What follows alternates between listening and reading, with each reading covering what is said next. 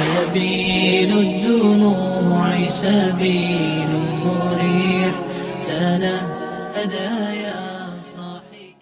Sehingga dalam ilmu fikih, dalam bidang fikih, kewajiban seorang ayah, kewajiban seorang ibu, kewajiban seorang orang tua kepada anaknya bukan mengajarkan sholat yang pertama harus kita ajarkan, bukan mengajarkan puasa, apalagi harus mengajarkan zakat dan haji. Jangan dulu kita mengajarkan anak itu bagaimana cara puasa, apalagi zakat dan haji, tetapi ajarkan anak kita, kenalkan anak kita, beritahu anak kita bahwa Assalamualaikum warahmatullahi wabarakatuh.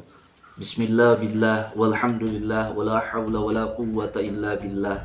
Asyhadu an la ilaha illallah wahdahu la syarikalah wa asyhadu anna sayyidana wa nabiyyana Muhammadan abduhu wa rasuluhu la nabiyya ba'dah.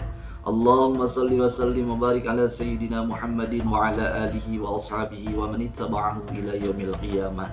Amma ba'du fa ya ayyuhal hadirun ittaqullaha haqqa tuqatih wa la tamutunna illa wa antum muslimun. Hadirin jamaah sekalian dimanapun anda berada, rahimakumullah, semoga kita semua diberikan usia yang panjang serta berkah dan selalu diberikan kesehatan zahir dan batin. Semoga kita semua dimudahkan, dilancarkan urusan rezeki dan miliknya yang halal berkah, dan semoga kita semua diberikan turunan yang soleh solihah. Amin ya Allah ya Rabbal alamin. Hadirin jemaah kaum muslimin rahimakumullah, melanjutkan pembahasan tentang cabang iman. Setelah kemarin kita membahas tentang cabang iman nomor 3, yaitu kita harus beriman pada kitab-kitabnya Allah yang diturunkan kepada nabi-nabinya, maka sekarang nomor 4-nya yaitu kita harus beriman kepada para nabinya dengan cara wasyu'abatul rabi'atu, cabang iman nomor 4 yaitu bi antu'mina, dengan cara kita mengimani bi annal anbiya'a, bahwasannya sesungguhnya para nabi itu shadiquna, orang-orang yang jujur, orang-orang yang benar, fima, dalam perkara, dalam urusan, dalam hal, akhbaru, yang telah memberitakan para nabi ini, bihi, atas perkara itu, anillahi ta'ala, bahwa perkara itu dari Allah subhanahu wa ta'ala. Singkatnya, cabang iman nomor 4 yaitu kita harus mengimani para nabi, bahwasannya apa-apa yang disampaikan para nabi itu adalah kebenaran, adalah suatu hal yang telah beliau-beliau atau mereka dapatkan dari Allah subhanahu wa ta'ala. Kita harus mengimani bahwa para nabi itu jujur, bahwa para nabi itu benar, dan apa yang disampaikan oleh para nabi itu adalah suatu perkara, suatu urusan, suatu hal yang diterima dari Allah subhanahu wa ta'ala. Selanjutnya, wa anna minhum, dan sesungguhnya dari sebagian para nabi itu, man, ada orang-orang atau ada nabi-nabi, arsalahum, yang mana Allah mengutus orang-orang itu ilal khalqi, kepada makhluk. Dalam artian di sini mengisyaratkan bahwa para nabi ada yang diangkat menjadi rasul, sehingga nisbatnya setiap nabi itu tidak tentu rasul, dan setiap rasul pasti nabi. Setiap bola itu bulat, tetapi tidak setiap hal yang bulat itu bola.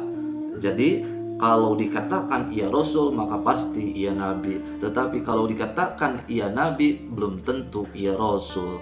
Contoh sebagaimana baginda kita, ia adalah nabi dan ia adalah rasul.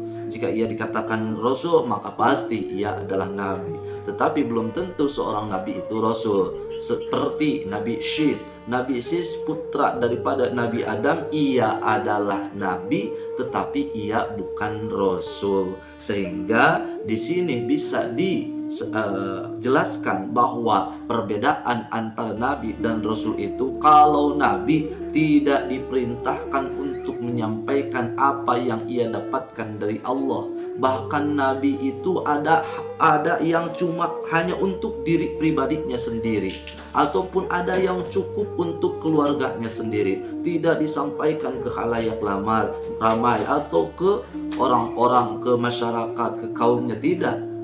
Nabi bahkan kata tadi, ada yang cuma menerima wahyu dari Allah hanya untuk diri pribadinya.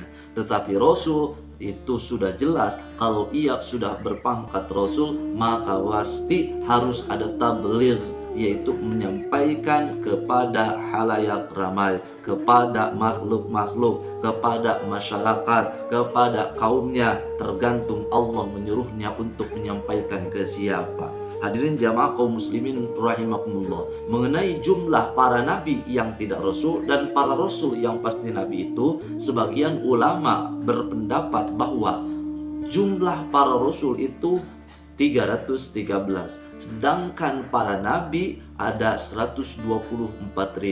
Sedangkan nabi dan rasul, maksudnya rasul yang pasti nabi yang harus kita ketahui, sebagaimana kaidah-kaidah dalam agama, bahwa para nabi dan rasul yang harus kita ketahui itu semuanya ada 25. Sebagaimana anak-anak kita, anak-anak kecil di madrasah, ia menghafal nama nabi dan rasul yang 25, dari Nabi Adam sampai Nabi kita Nabi Muhammad Sallallahu Alaihi Wasallam. Itulah kewajiban kita.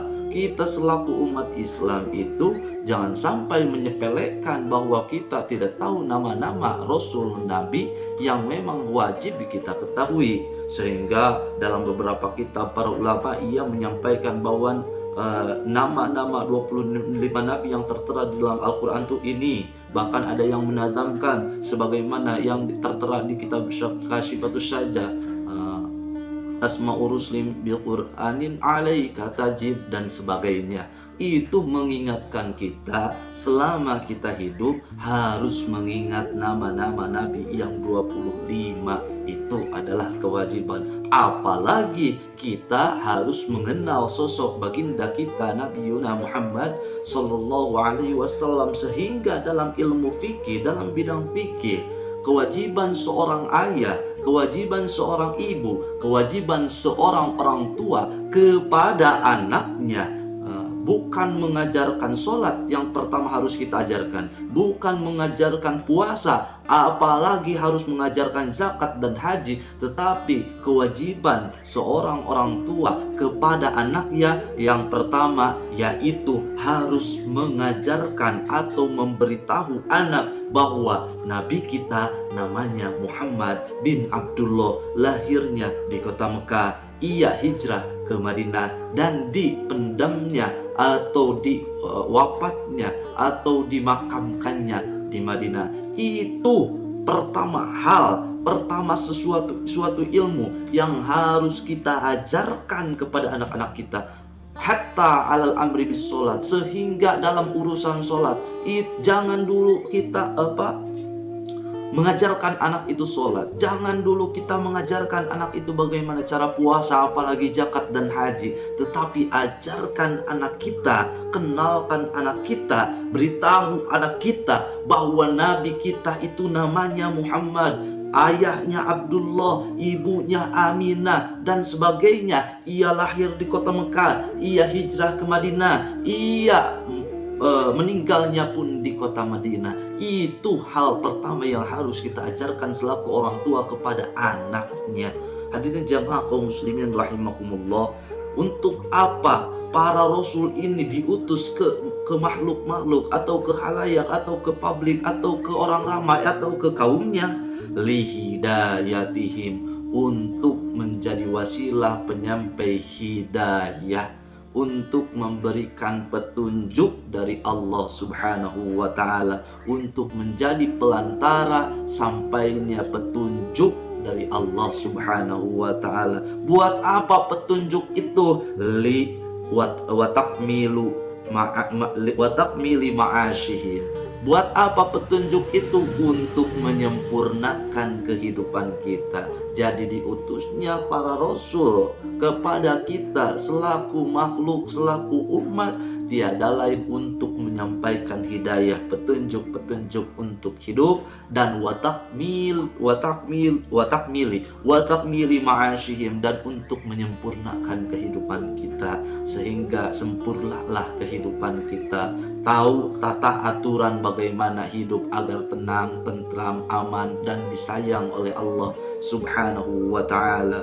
Sebagaimana baginda kita ia bersabda, "Man kana yu'minu billahi wal yaumil akhir fala yu'di jarah." Barang siapa yang mengaku merasa beriman kepada Allah dan berasa beriman kepada hari akhir, fala yu'di jarah, maka ia jangan sampai menyakiti tetangganya. Itulah bentuk kerukunan, kenyamanan, kedamaian yang diajarkan Nabi kita. Semata-mata itu adalah wahyu, aturan, dan ketentuan dari Allah agar hidup kita sempurna, agar hidup kita tenang, agar hidup kita damai, agar hidup kita tentram. Wa ma'adihim, bahkan agama atau wahyu yang diajarkan oleh para nabi yang mana ia menerima dari Allah Subhanahu wa ta'ala disampaikan kepada kita itu untuk menyempurnakan kehidupan kita yang selanjutnya, yaitu tempat kembali kita ke asalnya. Tiada lain ialah dairah akhirat, yaitu hari akhir, hari kemudian, hari setelah kita mati, agar kehidupan kita nanti kelak di yaumul qiyamah setelah kita dibangkitkan dan kita hidup lagi, selama-lamanya hidup lagi, hidupnya hidup yang sempurna, penuh kenikmatan. Bagaimana cara mendapatkan itu? Tiada lain yaitu kita mengikuti sebagaimana petunjuk baginda kita Nabi Muhammad sallallahu alaihi wasallam. Bahkan diutusnya para rasul ini kepada makhluk-makhluk, ke masyarakat, ke kaumnya, ke publik. Wa ayyadahum bil mu'jizat. Allah bekali, Allah kuatkan, Allah kukuhkan para rasul itu dengan dibekali mukjizat. Apa itu mukjizat? Dalam artian mukjizat secara bahasa itu yang melemahkan. Dalam arti istilahnya yaitu khawarikun lil adat, suatu hal dari keluar biasaan, sehingga suatu hal yang luar biasa karena di luar kebiasaan, sehingga dibahasakan yang luar biasa, yang muncul, yang keluar dari para nabi. Itulah mukjizat. Janganlah kita terbawa arus bahwa ada orang yang begini, wah ini mukjizat. Orang yang sakit tetapi ternyata sembuh sedemikian rupa secepat itu, wah ini mukjizat. Mukjizat bagaimana? Mukjizat itu yaitu di luar kebiasaan, yang cuma keluarnya dari para nabi. Sedangkan kita selain nabi itu bukan mukjizat. Oleh karena itu janganlah membawa-bawa kata mukjizat, karena kata mukjizat ini suatu keluar biasaan yang hanya khusus keluar daripada nabi. Makanya ini mukjizat dibekalkan oleh Allah kepada para nabi, sehingga untuk meyakinkan kaum, untuk meyakinkan masyarakat, untuk meyakinkan publik bahwa ini benar-benar nabi, ini benar-benar rasul, ini benar-benar utusan Allah Subhanahu wa ta'ala. Sebagaimana baginda kita banyak mukjizatnya, tidak terhitung keluar biasaannya. Tetapi dari sekian banyak mukjizat nabi, yang paling agung, yang paling hebat, yang paling besar mukjizat nabi kita yaitu Al-Quran. Mengapa? Karena Al-Quran adalah mukjizat yang selamanya berlaku. Beda, nabi kita punya mukjizat yaitu keluar air dari sela-sela jari-jarinya. Itu hanya dulu, berlakunya, terjadinya hanya dulu. Sedangkan Al-Quran sepanjang masa semenjak diturunkannya sampai sekarang menjadi mukjizat, menjadi suatu keyakinan penguat bahwa orang yang menyampaikan Al-Quran ini adalah benar-benar nabi. Bahwa apa yang disampaikan baginda nabi itu adalah suatu kebenaran mutlak. Sehingga Al-Quran sampai saat ini tidak bisa dirubah oleh makhluk manapun. Sehingga Al-Quran sampai sekarang ini tidak bisa ditandingi oleh makhluk manapun. Berlaku sepanjang masa. Jikalau dulu ada orang yang masuk Islam karena mukjizat nabi-nabi yang memang istilahnya insidental, sementara, seperti keluar air daripada sela-sela sela-sela jari, seperti Nabi Musa menjadikan tongkatnya menjadi ular. Oke, baiklah, dukun-dukun Fir'aun itu menjadi Islam, tetapi tongkat Nabi Musa yang menjadi ular tidak bisa mengislamkan orang yang sekarang, tidak bisa mengimankan orang-orang yang sekarang, karena sudah berlalu. Tetapi Al-Quran semenjak diturunkannya dengan cara dicicil atau diperinci atau dituntut, banyak orang-orang yang masuk Islam, beriman kepada Allah dan Rasulnya, dan sampai sekarang masih berlaku, bahkan sampai yaumul akhir. Itulah kehebatan, keagungan, mukjizat Nabi kita, Nabi Muhammad Sallallahu Alaihi Wasallam. Mukjizat terbesarnya yaitu Al-Quran. Berarti kita selaku makhluk atau orang atau manusia yang hidup di akhir zaman masih bisa menyaksikan mukjizat dari Nabi kita, Nabi Muhammad Sallallahu Alaihi Wasallam. Jikalau Anda tidak percaya, buktikan. Bagaimana cara membuktikan dan mengujinya? Coba tiru hal yang seperti Al-Quran, walaupun satu surat yang paling sedikit di dalam Al-Quran. Sebagaimana tantangan Allah Subhanahu wa Ta'ala di dalam Al-Quran, faktu bisuratin. Jikalau engkau ragu, jikalau engkau tidak percaya, faktu bisuratin, cukup Anda buat satu surat semisal Al-Quran yang menjadi tandingan Al-Quran, kalau memang Al-Quran ini diragukan. Nah, itulah kehebatan Al-Quran sebagai mukjizat terbesar baginda kita Nabi Muhammad Sallallahu Alaihi Wasallam. Untuk apa mukjizat itu? Sebagaimana tadi yang telah dikatakan, adalah sebagai petunjuk ala sidqihim, pada kebenarannya para nabi, para rasul. Fabalagu, maka menyampaikanlah para rasul itu anhu ta'ala, dari hal atau kabar dari Allah Subhanahu wa Ta'ala, risalatahu, atas apa risalah-risalahnya. Maka para rasul itu menyampaikan risalah-risalah dari Allah Subhanahu wa Ta'ala. Wa bayyanu, dan menjelaskan. Tidak cukup menyampaikan tetapi dengan penjelasan. Jadi para rasul itu menyampaikan berita, menyampaikan aturan, menyampaikan hal-hal yang memang itu wahyu dari Allah. Tidak cukup sampai di situ, tetapi para rasul karena ia yang lebih paham kepada apa yang diturunkan oleh Allah, ialah yang menyampaikan, ialah yang menjelaskannya. Wabayanu, dan menjelaskan para rasul lil mukallafin, untuk orang-orang, bagi orang-orang mukallaf. Mukallaf itu yaitu balighun aqilun, orang yang balik dan punya akal. Selama kita baligh dan kita berakal sehat, maka kita termasuk orang mukallaf, yaitu orang yang dituntut oleh hukum. Wabayanu, dan para nabi, para rasul ini menjelaskan bagi orang-orang mukallaf umiru, apa yang diperintahkan untuk orang-orang itu.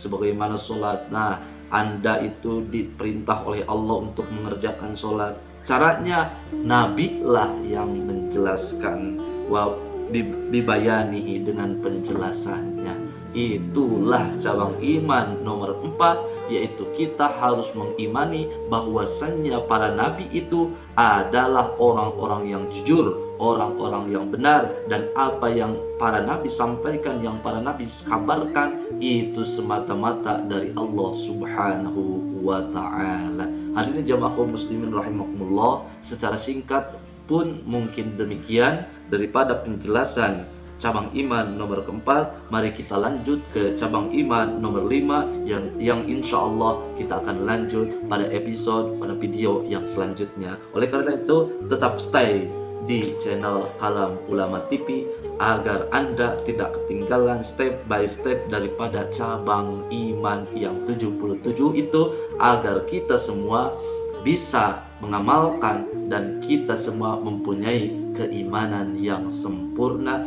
Akhirnya kita mempunyai derajat yang mulia di hadapan Allah Subhanahu wa Ta'ala. Hadirin jamaah kaum muslimin rahimakumullah, akhirul kalam, hadallahu wa iyyakum ajma'in. Wassalamualaikum warahmatullahi wabarakatuh.